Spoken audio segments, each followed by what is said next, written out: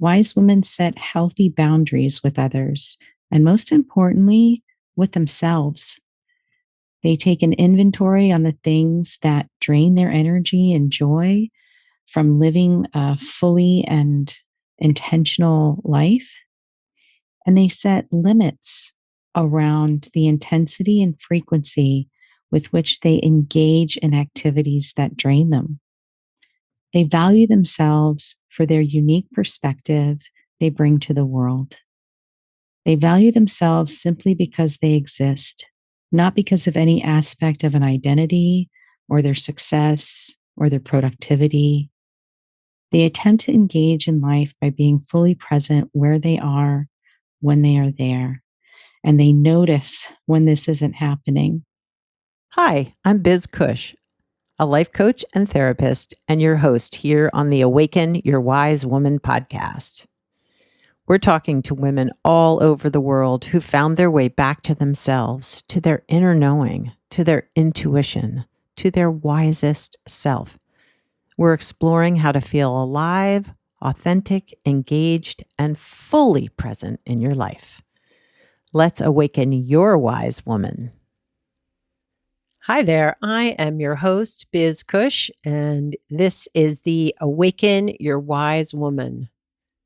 We are back for season 3, and I'm super excited about, guests that I've already recorded, guests that are lined up to be on the podcast and be interviewed, and just working on being a little more intentional about the areas that we're focusing on the podcast so that it feels like I'm bringing real value to you, the listeners, because that's my whole purpose, is to bring value to you, to bring insight and information and learning into your world that maybe you wouldn't have found elsewhere. So, super excited.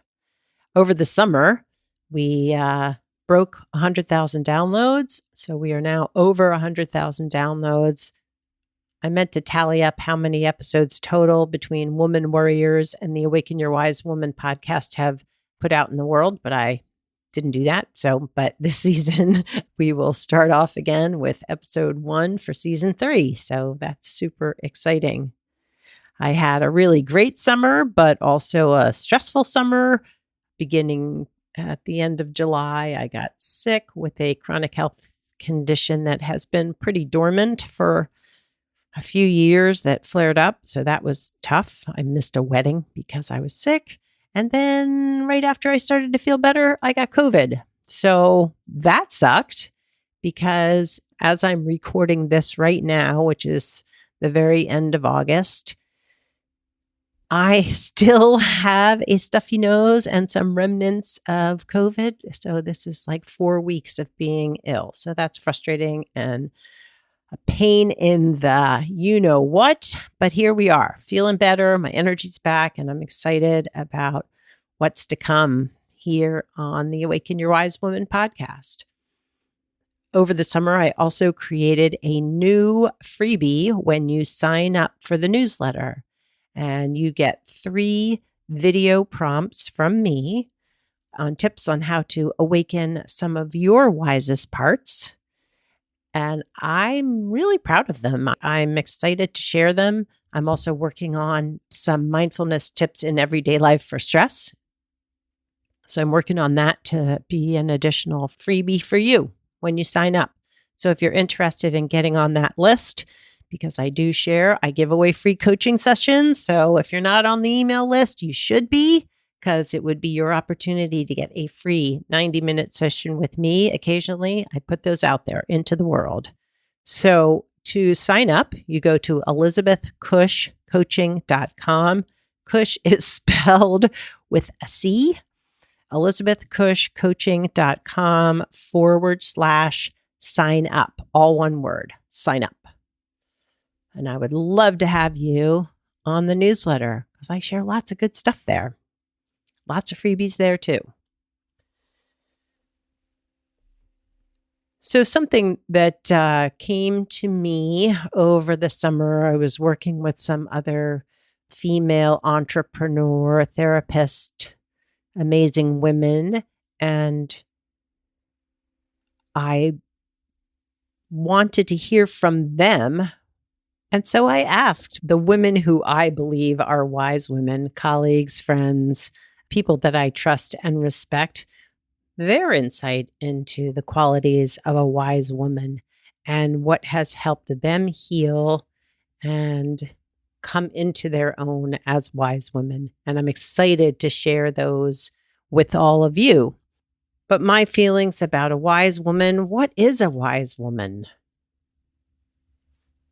I think that we're all wise women and that we can all cultivate the qualities of wise women. I think wise women are compassionate, self-compassionate, kind, caring, curious, creative, present, at peace with themselves, and can find humor in even the most difficult life situations. And I'd love to hear your thoughts on wise women, the qualities, the healing, the energy that you feel when you're in your wisest self. So you can reach out to me through email or DM me through Instagram, but share your thoughts. I'd love to know, what is a wise woman to you? I would love to know your thoughts on a wise woman. So here's our first installment on Reflections on a Wise Woman from Raina Lombardi. Hi, Biz. This is Raina Lombardi, owner of Florida Art Therapy Services and host of the Creative Psychotherapist podcast. And I am recording from Fort Myers, Florida. And I'm very excited to answer some of your questions about what it means to be a wise woman. I would say that wise women are people who have taken the time to get to know and befriend their true self. They engage in intentional observation of the words of their inner narrators. Perhaps they've even began naming these parts and worked on understanding their origins, their function, and the ways they unintentionally hold them back. In doing so, they may thank those parts and kindly tell them if they don't have anything nice to say, that they're not welcome. They may make time for the things that bring peace, joy, love, and laughter in their lives. They care for others and those they love, but not at the expense of themselves, their life force and energy, their needs, or their goals. Wise women set healthy boundaries with others, and most importantly, with themselves. They take an inventory on the things that drain their energy and joy from living a fully and intentional life. And they set limits around the intensity and frequency with which they engage in activities that drain them. They value themselves for their unique perspective they bring to the world. They value themselves simply because they exist, not because of any aspect of an identity or their success or their productivity. They attempt to engage in life by being fully present where they are when they are there, and they notice when this isn't happening. They recognize that as a clue that something is off when they're not paying attention. They appreciate that we are all on a perpetual journey of becoming in this life. They act with integrity and recognize the wisdom of others, which may be different from their own. I think three of the top healing practices that have helped me to become the wise woman I am are creative self expression, which helps me to tap into my inner truth, wisdom, and intuition. Meditation has been a transformative practice in my life and has helped me to learn to sit with and hold feelings and experiences that seemed intolerable at one time. It has allowed me to create a space of pausing and reflecting instead of reacting, but still working on that. And finally, the greatest teacher, I think, is Mother Nature herself. There's something about immersing oneself in vast landscapes void of any reference to modernity and society and civilization. And there's something that happens when we're in that grand perspective and taking it all in. And it creates a profound sense of connection to others, to the earth, to the world, to the universe that I don't know, it just isn't achievable elsewhere. I think my favorite places to contemplate life are the ocean, the mountains, the volcanoes, the sea, Great Lakes, anywhere in nature, really. I'm fortunate to live by the beach and take refuge there as often as possible, particularly at sunrise. I love getting there before the rest of the world wakes up. And it's just me, the wind, the salty air, the surf, the birds, the sand. Maybe on a lucky morning, I might even be graced by some dolphins swimming near the shore. But most of all, it's just that sense of connecting with nature. And in that space, I feel most open, expansive, and am able to tap into gratitude in a way that I'm not in other locations. And for women in their midlife, I would say it's never too late to embrace your truth and live a life aligned with your hopes, dreams, and desires. Sometimes it's hard to make the changes to create that, but I think it opens up a world of possibility and freedom and satisfaction that if we don't do it, we won't experience it. So it's worth it. And thanks so much for asking me about what it means to be a wise woman. Those wise words are from Raina Lombardi, who is a therapist and group practice owner in Florida.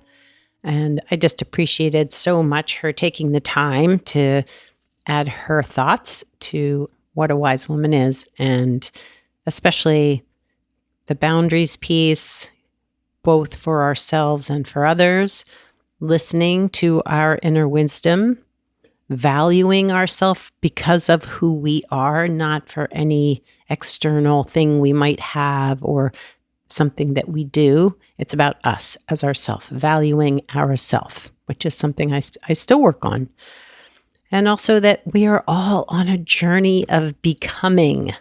What a beautiful phrase. I just love that. I will be bringing more interviews or words of wisdom from other wise women in future episodes, so stay tuned for those. Now back to my reflections on summer and events that have impacted and shaped me and my business. Another thing that happened over the summer, I had a client ask me what were the things that really helped me tap into my inner wisdom, helped me to heal, helped me be the person I am today versus the very anxious, unrecognized, traumatized person that I was in the past. And I think it was hard for me to pick one thing because I believe that healing, we need to bring in lots of different strategies and modalities and be open to trying new things when it comes to healing trauma, because it's not a one size fits all for everyone. What works for me might not work for you. So, what I have found to be best for me, which doesn't necessarily mean best for you, but best for me in terms of healing trauma, feeling like I am finally stepping into my wisest self are my self-compassion practice. So early on in my healing journey, I was either introduced or stumbled upon Kristen Neff's work around self-compassion. And if you've listened to the podcast, you've heard her speak on self-compassion here in her book, Fierce Self-Compassion for Women. And my self-compassion practice has helped me create a better, more understanding, compassionate relationship to my inner critic, which used to kind of rule my life. Just always looking at the ways I've screwed up or messed up or the ways I felt bad about myself, and actively working on treating myself as I would a good friend, someone I really care about and love, has just changed so much for me in my daily living. So that's one thing. Another thing for me has been movement therapy. So I think I've talked about my authentic movement group here on the podcast. It's a group of women led by my friend Megan, and trusting and listening to my body to move the way it needs to move, to heal, to express joy, to feel pain, to just trust my body to move in a way that resonates with my body in that moment has been life altering. And I can't even say, like, this is why. I just know it's true. And part of that is the trust we have built within this group, who of these amazing 5 other women, to move with people you trust, to share how that movement has impacted you or resonated with you or brought insight to yourself. Just a beautiful experience.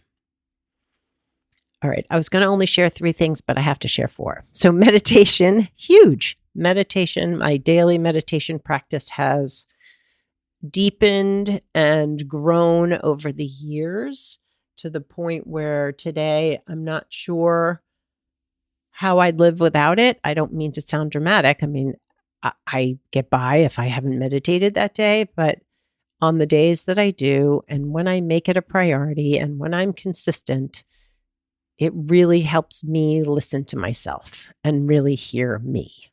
And that's huge because I was really good at not listening to myself and running around, not recognizing that most of the time I was terrified and fearful, and my actions were often coming from fear-based trauma reactions. And meditation has really brought insight into that for me. Amazing. And lastly is weekly therapy. I used to dabble in therapy when I first started being a therapist. I'd gone back to therapy in graduate school. I've had therapy a few times throughout my life, once in high school, which was really transformative, and then in college when my last baby was born, and then again came back to it in grad school. And when I found a therapist that really resonated with me, who I felt I could fully trust with whatever I brought to the session, and committed to seeing her weekly, it's been transformative as well.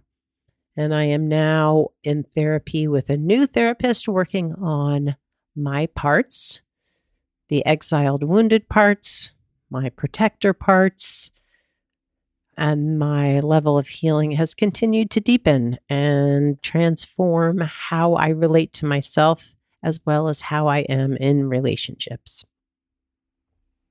So all of those things are important to me, and all of those components I will be bringing in some form or another into the podcast this year. Some other topics that I hope to cover are spirituality. I love talking to spiritual people, people who have found comfort and trust in a spiritual practice. I just think it's amazing. So we'll be talking about spirituality in midlife, some midlife stories and challenges, letting go of self-judgment, cultivating our inner wisdom, mindfulness practices, super important, and our feminine power, because we rock. And our perspectives, our wisdom, our presence is needed in the world. And if we don't trust that power within ourselves, it's hard to bring it forth into the world. And so we're going to be talking a little bit about that, how to build that sense of self so that we feel empowered to stand up for our values, what we believe is right, and speaking up against discrimination and coercion and abuse and on and on and on.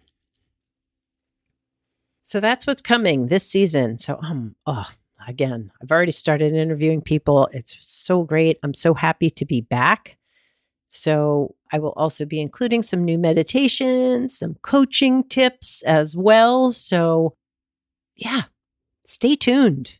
Come on back for season 3. And again, please share your thoughts, insights, share with me episodes that resonate with you. You can reach out through my website. There's a contact form there. You can DM me on Instagram. You can give me a shout out on Facebook. I would love to hear from you. As I mentioned at the beginning of this episode, I have 3 brand new prompts to Awaken Your Wise Woman, and that is your free gift when you sign up for the newsletter. If you've already signed up for the newsletter and got the audio prompts, you know what you can do? You can reach out to me and ask, hey, can you connect me? I already got the audio prompts. I would love the video prompts. They're different. They're a little different. Yeah. Message me. Email me. Say, hey, I want the new prompts. I am happy to send them to you. As I said, I will also be creating some mindfulness meditations and tips to help you manage stress in your everyday life, because we've all got it. We've all got it. And it's good when we can figure out how to manage it in small doses versus it building, and taking over our day. Well, I look forward to bringing you this next season of the Awaken Your Wise Woman podcast. I'm so glad you're here. I'm so glad we're back. And I'm looking forward to all these amazing conversations with amazing wise women coming up. Awesome. Thanks for being here. Thanks for listening to the Awaken Your Wise Woman podcast. The information in this podcast is not a substitute for seeking help from a licensed mental health professional. Music by Andy Cush, sound editing by Laura Disler, and show notes by Kathy Cush. If you'd like more information about me, Biz Cush, and the resources shared today, go to awakenyourwisewoman.com.